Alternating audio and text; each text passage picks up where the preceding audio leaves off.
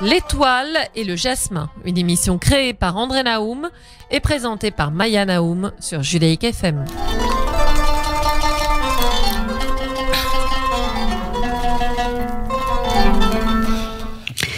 Bonsoir. Alors en cette fin d'année où l'on se fait des cadeaux, nous allons parler d'un très beau livre qu'on peut s'offrir, qu'on peut offrir, et qui vient de paraître aux éditions Slatkin. Alors ça s'appelle Objets transmissionnels, les liens familiaux à la Shoah. C'est écrit par Michel Borzykowski et Ilan Lev. Alors je vous dis tout de suite que c'est un très beau livre. C'est un très beau livre.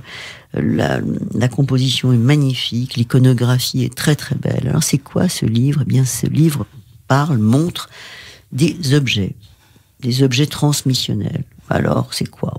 Là, il y a un cintre cassé. Là, il y a une pile de chapeaux. Là, il y a une cuillère. C'est extrêmement étrange parce que chaque objet constitue une énigme. Le texte qui l'accompagne raconte cet objet aussi et révèle une histoire surprenante ainsi qu'un lien transgénérationnel à la Shoah, bien sûr. Dans sa préface, Boris Cyrulnik rappelle combien un objet raconte une histoire et combien il transporte de sentiments. C'est de ces objets transmissionnels que nous allons parler ce soir. Alors, les auteurs ne sont pas là, d'abord parce qu'il y a les grèves et qu'ils sont en Suisse, mais nous allons téléphoner tout à l'heure à Michel Borzykowski, nous l'aurons par téléphone, mais j'ai la grande joie de recevoir Muriel Flicoteau qui va vous dire pourquoi elle est avec moi à l'antenne aujourd'hui. Je peux vous dire tout de suite qu'elle est chercheure associée à Paris 8, qu'elle est coprésidente d'Alciette, la maison judéo-espagnole à Paris, que tout le monde connaît, entre autres. Et elle est aussi l'auteure d'une thèse sur la construction des identités au Musée national de l'histoire et des cultures de l'immigration. Bonsoir Muriel Flicoteau. Bonsoir Maya et merci de m'accueillir pour parler du livre de mes amis qui est vraiment un livre extraordinaire et je suis très heureux que vous en parliez à l'antenne. Mais écoutez, oui, je vais juste vous demander, alors vous avez été présente lors de l'origine du livre. Racontez-nous un petit peu. Alors, pas de l'origine du livre, mais ils ont présenté toute leur démarche dans le cadre d'un forum qui est très original, qui a eu lieu au Mémorial de la Shoah en février dernier, qui réunissait 700 personnes autour des différentes générations, des mémoires qui portaient la Shoah. Nous avons mené un atelier autour de la transmission par l'objet. À l'époque, j'étais rapporteur et je suivais le projet. Alors, oui, parce que ça, d'après ce que j'ai compris et ce que j'ai lu, ça a pris 4 ans pour faire ce livre. Enfin, je veux dire, c'est considérable comme travail. Parce que nous allons demander tout à l'heure à Michel Borzykowski plus de détails, mais c'est vrai que à l'origine, ces 2 garçons, l'un est saxophoniste, d'ailleurs il est assez connu parce que c'est un saxophoniste spécialiste du klezmer, Michel Borzykowski, et plus largement d'ailleurs des musiques juives. Arrêtez-moi si je me trompe, mais c'est bien au-delà. Son chant s'étend à la musique, à la danse, à tout un répertoire qui dépasse largement le monde juif. Oui. Et Ilan Lev, il est chercheur doctorant à l'EHESS de Paris. Il est sociologue. Qu'est-ce que je peux dire d'autre sur lui ? Tout à fait. Il fait des recherches sur les mémoires collectives. Et comment on va demander tout à l'heure ça à Michel, mais la réunion de ces 2 hommes ont créé ce livre mais c'est très impressionnant la qualité du livre, j'insiste, parce que quand je disais qu'on pouvait offrir ça pour le réveillon du jour de l'an, là, c'est un très beau livre. C'est pas du tout un livre, le énième livre qui raconte telle ou telle chose de la Shoah. C'est un objet d'art à lui tout seul.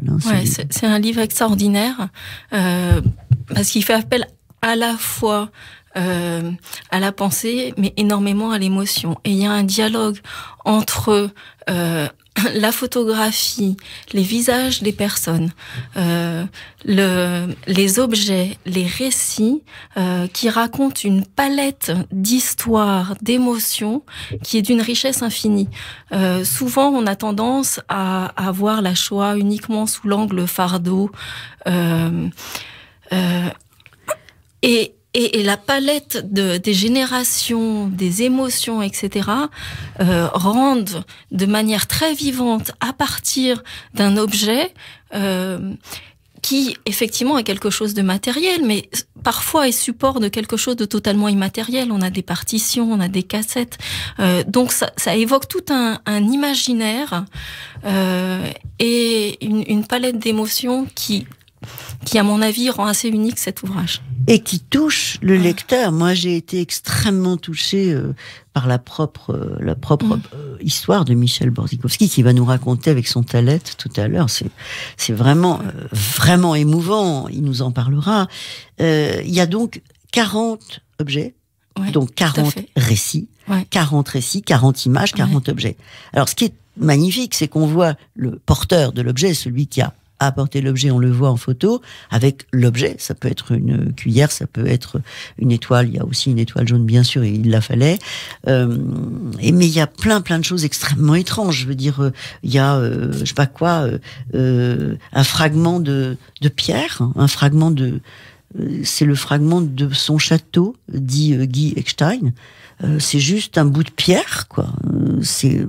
Et puis voilà, et puis il raconte pourquoi. On va pas tout raconter, parce que 40 histoires, je pourrais pas les raconter à l'antenne. Mais la chose très étrange de ce livre, qui pourrait être un livre qui passe dans toutes les écoles de psy, parce que ça fait appel à des choses de la mémoire, à des choses de la transmission, à des choses de l'inconnu, à des choses cachées, à des choses oubliées, enfouies, très enfouies. Et qu'est-ce que c'est que la transmission, sinon souvent quelque chose de très très enfoui.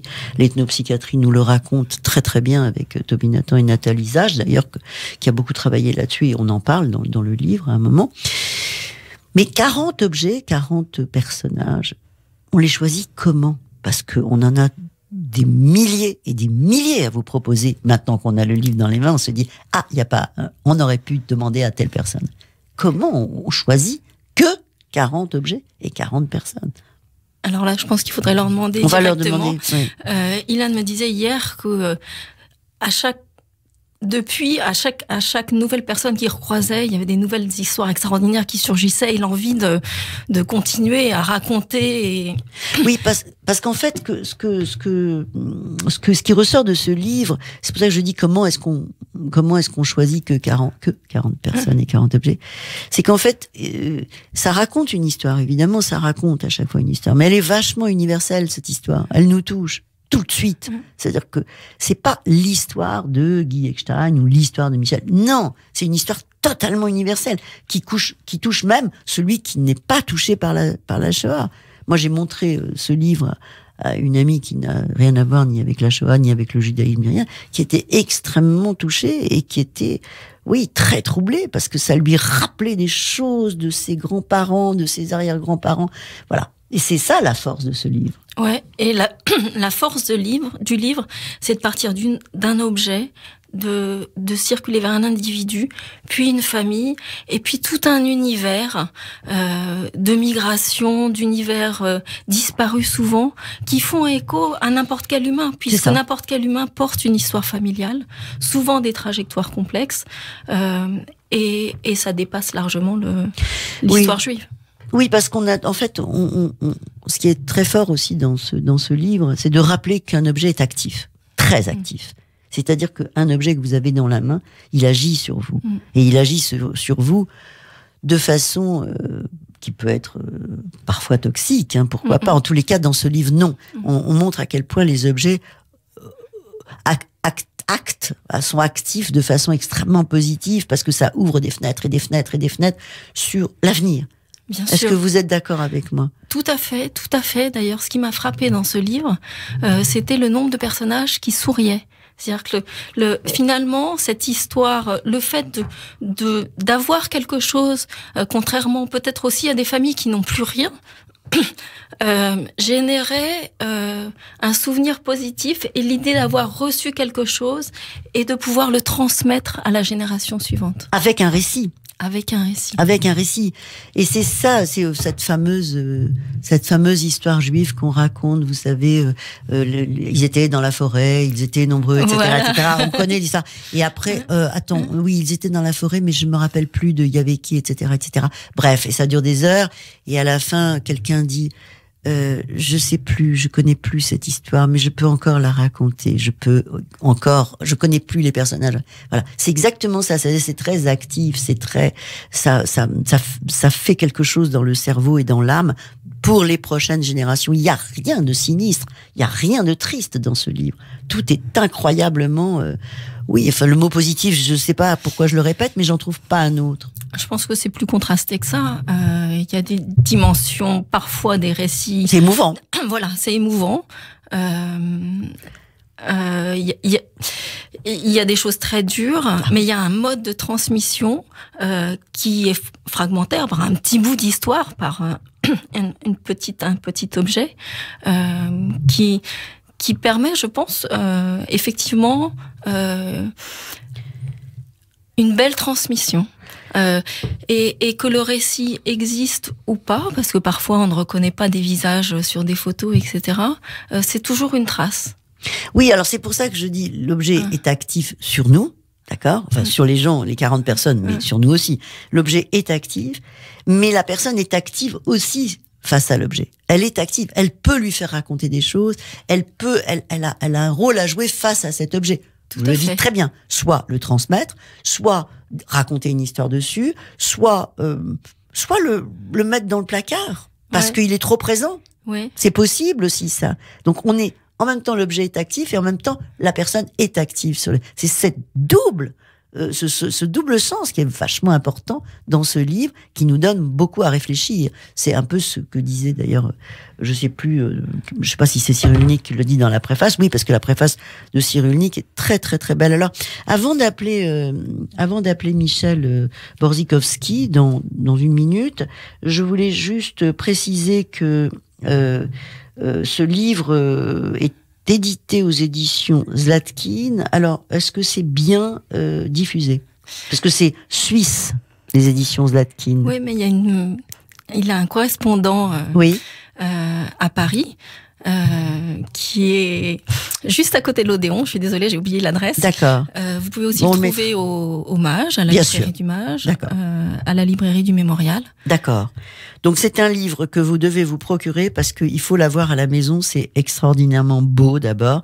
Et puis donc maintenant, on va appeler Michel Borzykowski qui se trouve à Genève et on va essayer d'en savoir un tout petit peu plus sur le choix de ces gens et de ces objets. Allô ? Allô ? Bonjour Michel Borzykowski, vous êtes avec Maya Naoum. Bonjour Maya Naoum. Bonjour. Vous êtes dans l'émission L'Étoile et le Jasmin sur Judaïk FM 94.8.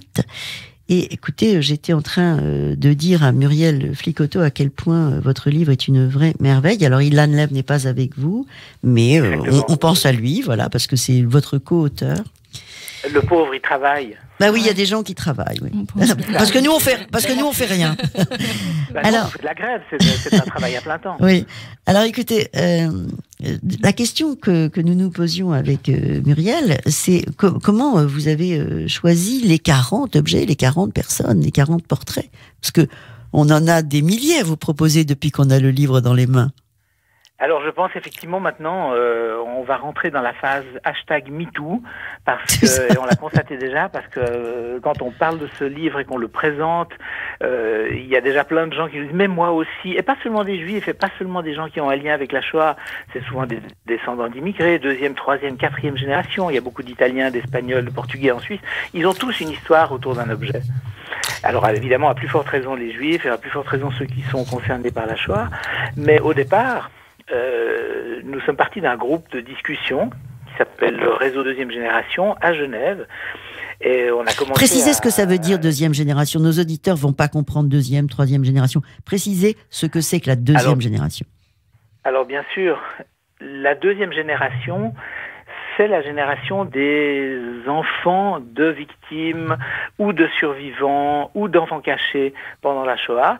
Donc des gens qui sont nés après 1945, pour être très schématique, et qui ont absorbé la Shoah non pas par leur vécu, mais par le contact avec leurs parents, on va dire avec le lait maternel en quelque sorte. Mmh. La troisième génération, je crois qu'une fois qu'on a défini la deuxième, c'est clair. Oui, la troisième génération. C'est la génération qui suit celle-ci. D'accord. Et qui a connu ses grands-parents ou pas. Alors, donc, vous étiez en train de... J'ai juste fait un aparté, mais vous étiez en train de nous expliquer comment était né le projet, donc par ce réseau de la deuxième génération. Et voilà. Vous décidez quoi à ce moment-là? Comment ça se passe? Ça s'est passé de manière tout à fait naturelle et spontanée. C'était un groupe de parole qui s'est un petit peu auto-constitué sur l'impulsion de Dylan Lev, d'Anita Alas, qui est responsable culturelle de la communauté israélite de Genève, et de moi-même. Anita et moi, nous sommes des deuxième génération, Ilan est un troisième génération, et on a estimé, évidemment, avec beaucoup de retard sur d'autres endroits du monde, comme Paris, New York, et naturellement Israël, où les survivants de la Shoah et les deuxième génération, voire troisième génération, ont déjà constitué depuis longtemps des groupes, et des groupes de parole, et des groupes thérapeutiques même. Nous, évidemment, on est un peu suisse, donc on est un peu en retard, il n'y a pas le feu au lac. Alors on a pris notre temps, mais on a quand même constitué un groupe de parole sur le tard. Ce groupe a eu pas mal de succès. Il y a eu une quarantaine de personnes qui se sont intéressées, qui le fréquentent plus ou moins assidûment. Et parmi ce groupe, voilà, les gens ont commencé à parler quand ils racontaient leurs histoires. Ils ont commencé à introduire dans l'histoire un objet. Et c'est cet objet que j'ai commencé à photographier et autour duquel on a bâti notre projet d'objets transmissionnels, parce que souvent c'était des objets qui ont été transmis et dont l'itinéraire était souvent assez improbable et même parfois hallucinant. Mais vous me dites rien du choix des 40. Comment? Parce qu'il devait y en avoir beaucoup plus que 40. Non, à Genève, 40, c'est déjà un excellent score. Ah d'accord. Genève n'est pas Paris, on est une petite ville parce que vous vous êtes cantonné vous avez collecté en Suisse et en Suisse romande et mais un peu dans la France voisine ou pas du tout? Si, en France voisine aussi, dans la région à Lausanne, et disons, tous les gens qui sont dans le livre et qui prennent la parole dans le livre ont un lien plus ou moins fort avec Genève. Ils y vivent, ils y habitent, ils y ont habité, ils sont venus faire une conférence, c'est le cas du sociologue Abraham de Swan, qui est venu parler, non pas de lui-même, il nous a parlé de lui-même, mais ça c'était dans le cadre intime du réseau, mais il est venu faire une conférence universitaire sur les différents génocides du XXe siècle.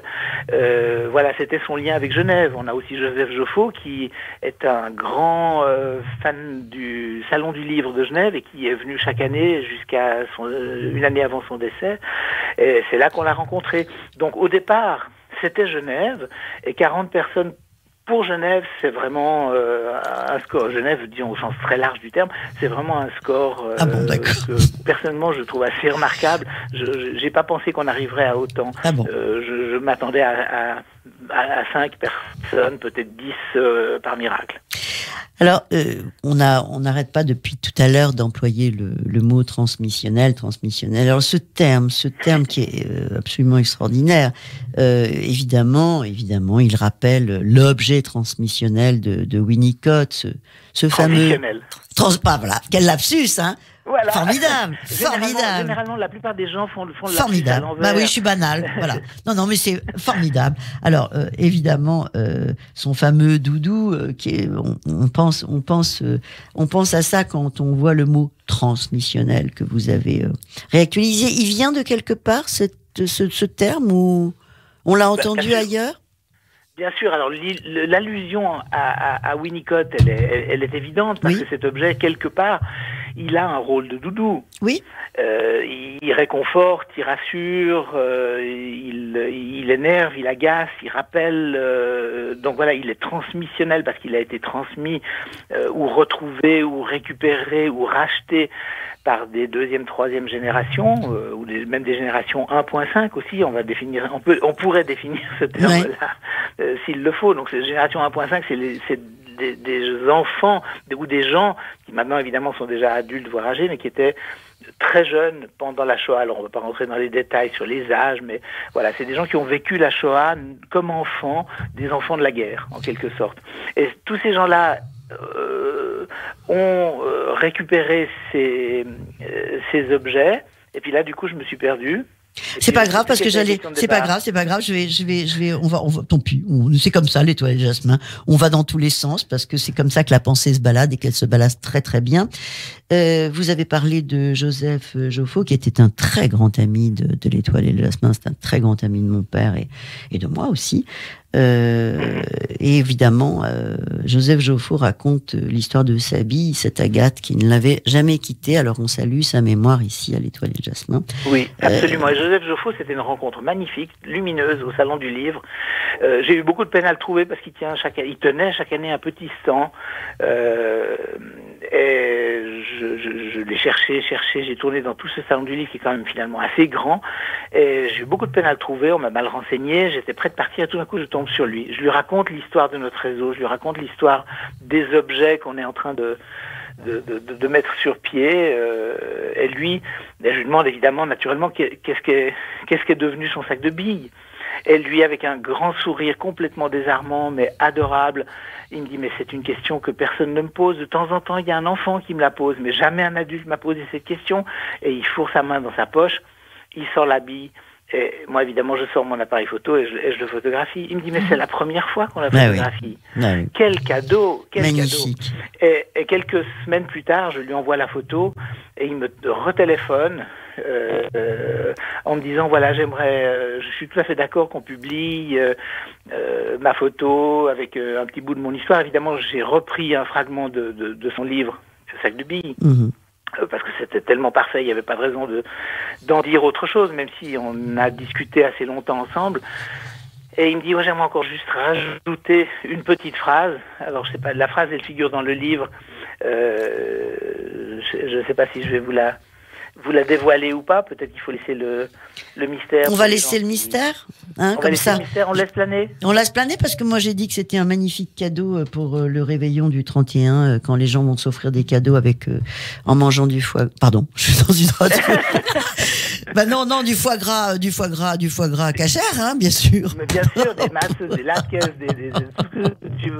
Non mais en plus moi je m'en fous, j'aime pas le foie gras. Non, bon, je dis ça comme ça. Bon, moi non plus. Moi j'aime pas le foie gras. J'aime pas qu'on fasse ça aux oies. Je m'en fiche du foie gras. Bref, non mais ceci, oui, bah c'est le réveillon, hein, on s'amuse. Hein. Écoutez, alors parmi les gens célèbres, il y a des gens célèbres dans votre livre, il y a des gens moins célèbres. Les textes sont tout aussi beaux, selon que vous soyez célèbre ou pas, je précise. Alors il y a le magnifique dessinateur Michel Kichka que nous adorons et dont on rappelle son roman graphique deuxième génération. Voilà un beau cadeau. En fait, à faire aussi. On peut faire un doublé d'ailleurs. Ben oui. Je suis sûr que les bons libraires font des réductions pour un achat double. Allez, voilà, vous achetez les objets transmissionnels et deuxième génération de Kichka. Allez, on fait un prix, hein, les libraires. Vous nous écoutez, les libraires là. Donc, écoutez, on va continuer à parler avec Muriel parce que je pense que on a encore des choses à préciser. Je voulais vraiment vous dire à quel point, Michel, votre livre est une vraie merveille. Je le dis aussi à Ilan. D'ailleurs, vous avez vu que dès que je l'ai reçu, je me suis précipitée sur ce livre pour le présenter à l'antenne. Encore une chose que je voulais vous demander, le professeur David Sander, qui fait partie du projet qui en parle, il parle de ces objets comme des émotions transmissionnelles. J'adore cette expression. Voilà. Oui. Dites-nous, qu'est-ce que ça veut dire, des objets d'émotion transmissionnelle?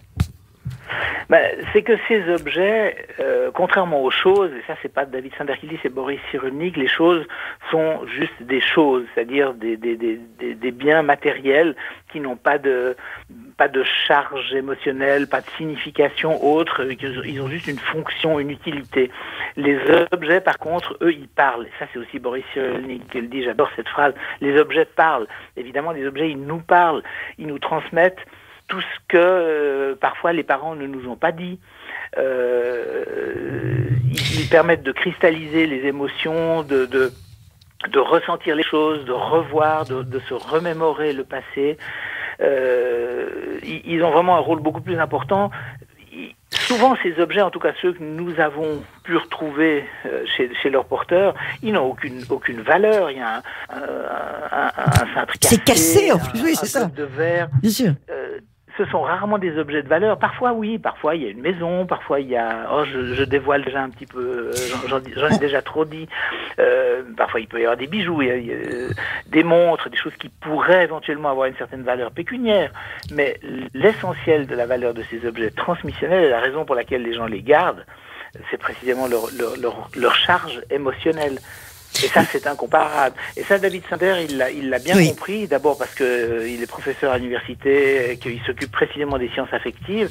Et d'autre part parce qu'il est descendant aussi d'une famille juive, plutôt d'origine séfarade. Quoique, il a aussi beaucoup passé par la France. Et voilà. Et lui aussi est porteur d'un objet transmissionnel. Et c'est assez extraordinaire parce que quand on est allé le voir, évidemment, David Sander est un nom qui peut évoquer un certain lien au judaïsme quand même, mais enfin, ça ne veut pas forcément dire grand-chose.